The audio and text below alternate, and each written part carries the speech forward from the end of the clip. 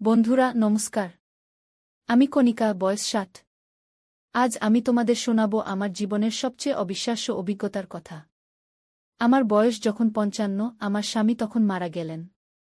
আমি আর আমার 30 বছরের ছেলে সুরজ দুজন একা হয়ে গেলাম। এক রাতে ঝড়ের মধ্যে আমি ভয়ে কাঁপছিলাম। সুরজ আমার ঘরে এসে আমার পাশে শুল। হঠাৎ আমার গালে একটা চুমু পড়ল। আমি চমকে উঠলাম। সুরজ আমার কানে কানে বলল, মা, আমি তোমাকে ভালোবাসি, শুধু মা হিসেবে নয়, একজন নারী হিসেবে। আমি তোমাকে আমার বউ বানাতে চাই। তারপর আমি স্তব্ধ হয়ে গেলাম। আমার হৃদয় ধুকপুক করতে লাগল, কিন্তু আমি নিজেকে সামলাতে পারলাম না। সেদিন রাতে যা ঘটল তা ভাবতেও আমার পুরো শরীর শিউরে উঠল। সেই রাতের পর থেকে আমার মনে শুধু একটাই প্রশ্ন ঘুরপাক খেতে লাগল, এরপর কি হবে? আমরা কি করব? সুরজের শব্দগুলো আমার কানে বাজতে লাগল, মা, আমি তোমাকে ভালোবাসি। আমি তার দিকে তাকালাম। তার চোখে ছিল বিষাদ আর ভয়। আমি তখন বললাম, সুরজ, তুমি কি বলতে চাইছ? এটা ঠিক নয়। সুরজ আমার হাত ধরে বলল, মা, তুমি আমাকে ভুল বুঝো না। আমি তোমাকে ভালোবাসি, তা সত্যি, কিন্তু সেটা শুধু মা হিসেবেই নয়, বরং সেই নারী হিসেবেও যিনি আমার জন্য সব কিছু ত্যাগ করেছেন। আমি যখন দেখি তুমি এভাবে একা আছো, আমার বুক ভেঙে যায়। আমি চাই তুমি আবার হাসো, আবার জীবনে এগিয়ে যাও। আমি বুঝতে পারলাম না তার কথার মানে কি। তারপর সে একটা চিঠি বের করল। বলল, বাবার মৃত্যুর আগে তিনি আমাকে একটা রহস্যময় চিঠি দিয়েছিলেন।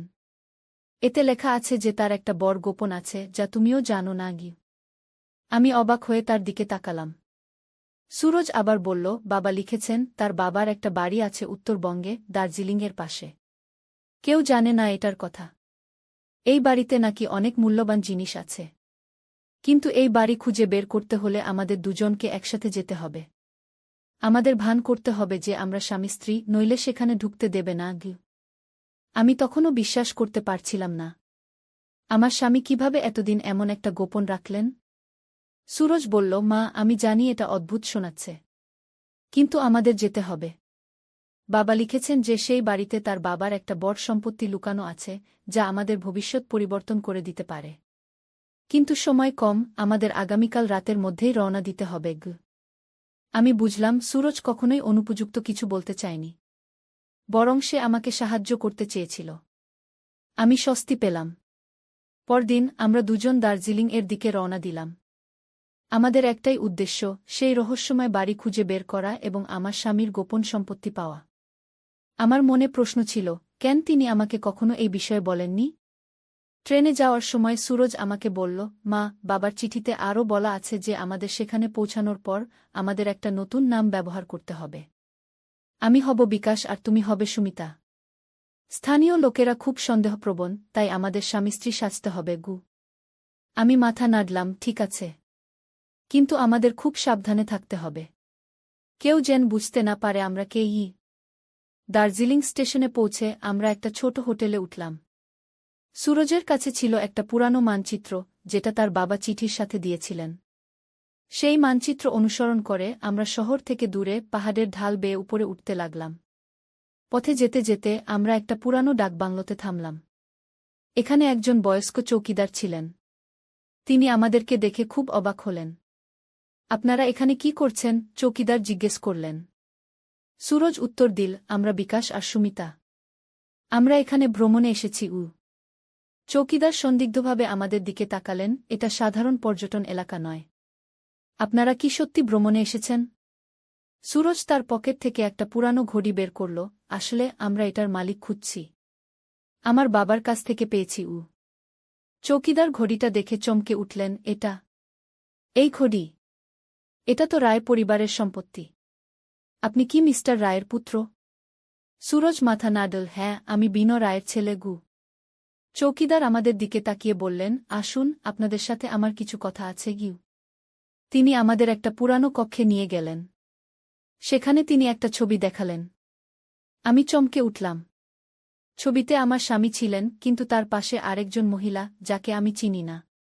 চৌকিদার বললেন, এই মহিলা ছিলেন আপনার স্বামীর প্রথম স্ত্রী সুবর্ণা। তিনি মারা গেছেন প্রায় ৩৫ বছর আগে, আপনাদের বিয়ের আগে। আমি স্তব্ধ হয়ে গেলাম। আমার স্বামী কখনো আমাকে বলেননি যে তিনি আগে বিবাহিত ছিলেন। চৌকিদার আবার বললেন, সুবর্ণা ছিলেন এই অঞ্চলের বড় জমিদারের মেয়ে। তার পিতার বিশাল সম্পত্তি ছিল।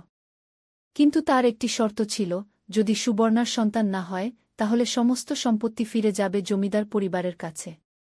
দুর্ভাগ্যবশত সুবর্ণা মারা গেলেন কোনো সন্তান না রেখে। আমি সুরজের দিকে তাকালাম, সে বিষণ্ণ মুখে শুনছিল। চৌকিদার চালিয়ে গেলেন, মিস্টার রায় তারপর কলকাতা চলে গেলেন। আমি শুনেছি তিনি আবার বিয়ে করেছিলেন, কিন্তু আর কখনো এখানে ফিরে আসেননি। গিয়ে সুরজ জিজ্ঞেস করল, কিন্তু বাবা আমাকে একটা চিঠি দিয়েছিলেন।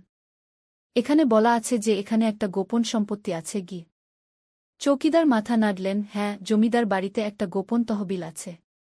কিন্তু সেটা পাওয়ার জন্য রায় পরিবারের রক্তের কাউকে দরকার। মিস্টার রায় জানতেন এটা, তাই তিনি কখনো ফিরে আসেননি। কারণ তার কোনো সন্তান ছিল না সুবর্ণার সাথে। অবাক করার মতো চৌকিদার সুরজের দিকে তাকিয়ে বললেন, কিন্তু আপনি মিস্টার রায়ের পুত্র, তাই না? আপনার বয়স কত? সুরজ উত্তর দিল, ৩০। চৌকিদার আবারও অবাক হলেন, ৩০? কিন্তু মিস্টার রায় তো কলকাতা গেলেন প্রায় ৩৫ বছর আগে। আপনি কিভাবে? হঠাৎ চৌকিদারের মুখ পাংশু হয়ে গেল। আপনি কি সুবর্ণার পুত্র? আমরা দুজনেই চমকে উঠলাম। সুরজ বলল, না, আমি কণিকার পুত্র। কণিকা আমার মা। চৌকিদার কিছুক্ষণ চুপ করে থাকলেন। তারপর ধীরে ধীরে বললেন, মিস্টার রায় আমাকে একটা খাম দিয়েছিলেন। বলেছিলেন, যদি কখনো তার কোনো পুত্র এখানে আসে তবে তাকে এটা দিতে। চৌকিদার একটা পুরানো আলমারি খুললেন এবং একটা ময়লা খাম বের করলেন। এই নিন। সুরজ খামটি খুলল। সেখানে একটা চিঠি ছিল আর একটা ছোট চাবি। চিঠিতে লেখা ছিল, প্রিয় সুরজ, যদি তুমি এই চিঠি পড়ছ তার মানে আমি আর নেই। আমি জানি তুমি আশ্চর্য হবে, কিন্তু আমার কাছে একটা বড় গোপন আছে। সুবর্ণা আমার প্রথম স্ত্রী ছিলেন। আমরা খুব ভালোবাসতাম একে অপরকে। কিন্তু তার স্বাস্থ্য খুব ভালো ছিল না। আমরা জানতাম তিনি বেশিদিন বাঁচবেন না। কিন্তু তার পিতার শর্ত ছিল, শুধুমাত্র সুবর্ণার সন্তান সম্পত্তির উত্তরাধিকারী হবে। আমরা খুব চিন্তিত ছিলাম। তারপর আমরা এক সিদ্ধান্ত নিলাম। কণিকা, সুবর্ণার ছোট বোন, সুরজকে ধারণ করবেন এবং তাকে নিজের সন্তান হিসেবে বট করবেন। কেউ জানবে না যে সুরজ আসলে সুবর্ণার সন্তান। কণিকা রাজি হয়েছিলেন, কারণ তিনি তার বোনকে খুব ভালোবাসতেন এবং চাইতেন না তার সম্পত্তি হারিয়ে যাক। সুবর্ণা মারা যাওয়ার পর আমি কণিকাকে বিয়ে করলাম, যাতে সুরজকে আমাদের দুজনের সন্তান হিসেবে বট করতে পারি। আমরা কলকাতায় চলে গেলাম, যেখানে কেউ আমাদের চিনত না। এখন সময় এসেছে সত্য প্রকাশের। সুরজ, তুমি সুবর্ণার পুত্র, জমিদার পরিবারের রক্ত তোমার শিরায় বইছে। এই চাবি দিয়ে তুমি জমিদার বাড়ির গোপন তহবিল খুলতে পারবে। সেখানে আছে বিশাল সম্পদ, যা তোমারই প্রাপ্য। কণিকা, আমি জানি তুমিও এই চিঠি পড়ছ। আমি তোমাকে অনন্তকাল ধন্যবাদ জানাই সুরজকে নিজের সন্তান হিসেবে বট করার জন্য। তুমি একজন বীর, একজন ত্যাগী মা। ভালোবাসা সহ, বিনো রায়। চিঠি পড়ে আমার চোখে জল এসে গেল। সুরজ আমার দিকে তাকাল, তার চোখেও অশ্রু। সে আমাকে জড়িয়ে ধরল। মা, আমি জানতাম না। সুরজ কাঁদতে লাগল। আমি তাকে আদর করলাম, সুরজ, তুমি আমার সন্তান। এটা কখনো বদলাবে না। আমি তোমাকে গর্ভে ধারণ করিনি, কিন্তু আমার হৃদয়ে তোমাকে ধারণ করেছি। চৌকিদার আমাদেরকে জমিদার বাড়িতে নিয়ে গেলেন। সেটা ছিল একটা বিশাল প্রাসাদের মতো, কিন্তু বছরের পর বছর পরিত্যক্ত অবস্থায় থাকায় অনেকটাই ভেঙে পড়েছিল। তিনি আমাদের একটা লাইব্রেরি রুমে নিয়ে গেলেন। সেখানে একটা বড় বইয়ের আলমারি ছিল। তিনি একটা বই সরালেন এবং পেছনে দেখা গেল একটা ছোট লোহার সিন্দুক। এটাই সেই তহবিল, চৌকিদার বললেন। সুরজ তার বাবার দেওয়া চাবি দিয়ে সিন্দুকটা খুলল। ভেতরে ছিল অনেক স্বর্ণালঙ্কার, হীরামানিক এবং একটা বড় খাম। খামটি খুলে আমরা দেখলাম, সেটা ছিল জমিদার বাড়ির মালিকানার দলিল, সুবর্ণার নামে। এর সাথে ছিল আরেকটি চিঠি জমিদারের কাছ থেকে, যেখানে লেখা ছিল, যদি আমার নাতি কখনো ফিরে আসে তাহলে এই সম্পত্তি তার। সুরজ আমার দিকে তাকাল, মা, এই সম্পত্তি আমার। কিন্তু আমি এটা চাই না, যদি এর মানে হয় তোমাকে হারাতে হবে। আমি তাকে জড়িয়ে ধরলাম, সুরজ, তুমি কখনো আমাকে হারাবে না। আমি তোমার মা, চিরকাল। সেই দিন থেকে আমাদের জীবন বদলে গেল। সুরজ জমিদার বাড়ির মালিক হয়ে গেল। সে সেখানে একটা বড় স্কুল খুলল, গরিব বাচ্চাদের জন্য। আমাদের এখন নতুন পরিচয়, সুরজ রায়, জমিদার পরিবারের শেষ উত্তরাধিকারী, এবং আমি তার মা। এই অবিশ্বাস্য অভিজ্ঞতা আমাকে শিখিয়েছে যে ভালোবাসা কখনো রক্তের বন্ধনে সীমাবদ্ধ নয়। কখনো কখনো ভাগ্য আমাদের এমন পথে নিয়ে যায় যেখানে আমরা কখনো যেতে চাইনি। কিন্তু সেই পথের শেষে আমরা পাই অদ্ভুত সৌন্দর্য, একটা সত্য যা আমাদের জীবনকে অর্থপূর্ণ করে তোলে। আমার গল্প এখানেই শেষ।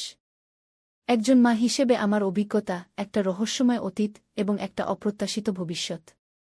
কিন্তু এই সব কিছুর মধ্যে একটা জিনিস অপরিবর্তিত রয়ে গেছে, আমার পুত্রের প্রতি আমার অসীম ভালোবাসা। অতিরিক্ত অংশ। আজ সুরজের বয়স 40। সে বিয়ে করেছে একজন সুন্দর মেয়েকে, অনামিকা। তাদের দুটো বাচ্চা আছে, একটা ছেলে আর একটা মেয়ে। ছেলের নাম বিনয়, তার দাদার নামে। আর মেয়ের নাম সুবর্ণা, তার প্রকৃত মায়ের নামে। দার্জিলিংয়ের জমিদার বাড়ি এখন একটা বড় সংগ্রহশালা, যেখানে রাখা আছে অনেক ঐতিহাসিক জিনিসপত্র। সুরজ এই বাড়ির একটা অংশ খুলে দিয়েছে পর্যটকদের জন্য, যাতে সবাই জমিদার পরিবারের ইতিহাস জানতে পারে। প্রতি বছর আমরা সবাই একবার সেখানে যাই, সুবর্ণার জন্মদিনে।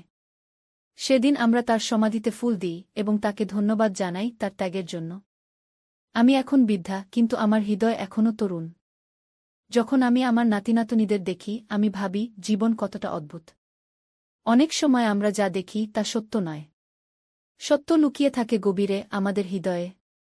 সেই ঝড়ের রাতে যখন সুরজ আমার ঘরে এসেছিল, আমি ভয় পেয়েছিলাম। আমি ভেবেছিলাম এটা ছিল একটা ভুল পথে যাওয়ার শুরু। কিন্তু এখন আমি বুঝি সেটা ছিল একটা নতুন জীবনের শুরু, একটা সত্যের অন্বেষণের শুরু। আমার জীবনে অনেক উত্থানপতন ছিল, অনেক রহস্য ছিল। কিন্তু আমি কখনো হাল ছাড়িনি।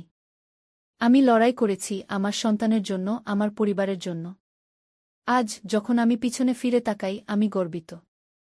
গর্বিত যে আমি একজন মা। গর্বিত যে আমি একজন রক্ষক। গর্বিত যে আমি সুরজের মা। জীবন আমাদের অনেক পরীক্ষায় ফেলে।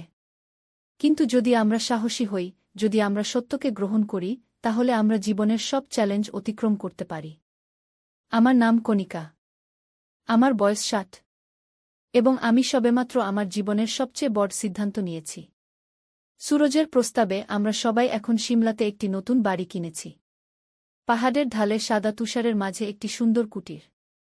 এখান থেকে হিমালয়ের দৃশ্য অপূর্ব। সকালে উঠে বারান্দায় বসলে মনে হয় আকাশ যেন হাতের নাগালে। আমার শেষ বয়সে এই পরিবর্তন সহজ ছিল না। কলকাতার বাড়ি ছেড়ে আসতে কষ্ট হয়েছিল। সেখানে তো আমার স্বামীর স্মৃতি জড়িয়েছিল। কিন্তু জীবন তো এগিয়ে যেতেই হবে। সিমলার এই বাড়িতে আমরা সবাই মিলে থাকি, আমি, সুরজ, অনামিকা আর তাদের 2 বাচ্চা। এখানে আসার পর থেকে আমার স্বাস্থ্যও ভালো হয়েছে। পাহাড়ি বাতাসে আমার হাঁপানি কমে গেছে। সুরজ এখানে একটি ছোট ব্যবসা শুরু করেছে, পাহাড়ি ফল দিয়ে জ্যাম তৈরি করার। স্থানীয় লোকেরা সাহায্য করে, আর আমরা সেই জ্যাম দেশের বিভিন্ন জায়গায় পাঠাই। ব্যবসাটা ভালোই চলছে। বিনো আর সুবর্ণা এখানে খুব আনন্দে আছে। স্কুল থেকে ফিরে তারা পাহাড়ে চড়তে যায়, স্থানীয় বাচ্চাদের সাথে খেলাধুলা করে। তাদের মুখে হাসি দেখে আমার মন ভরে যায়।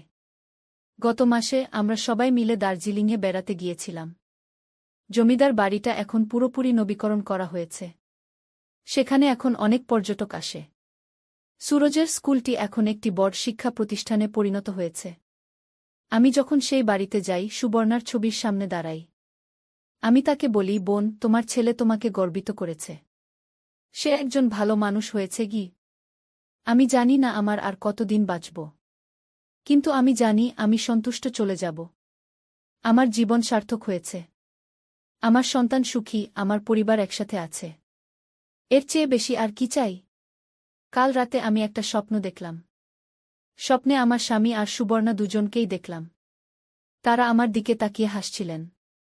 আমি জানি তারা খুশি যে আমি তাদের বিশ্বাস রক্ষা করেছি। জীবন অদ্ভুত। আমরা কখনো জানি না কোনো মোড়ে কি অপেক্ষা করছে। আমি যদি সেদিন সুরজের পাশে শুতে না দিতাম, যদি তার কথা শুনে ভুল বুঝতাম, তাহলে হয়তো আমরা কখনো সত্য জানতে পারতাম না। আজ রাতে আমি আমার ডায়েরিতে শেষ পাতা লিখছি। আমি লিখছি আমার জীবনের গল্প, যাতে আমার নাতিনাতনীরা একদিন জানতে পারে তাদের পরিবারের ইতিহাস।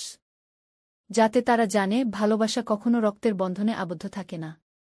সিমলার এই ছোট বাড়িতে, হিমালয়ের কোলে আমি শান্তি পেয়েছি। জীবনের আশীর্বাদে আমি ধন্য। আমার নাম কণিকা, আমার বয়স 60, আর এটাই আমার গল্প।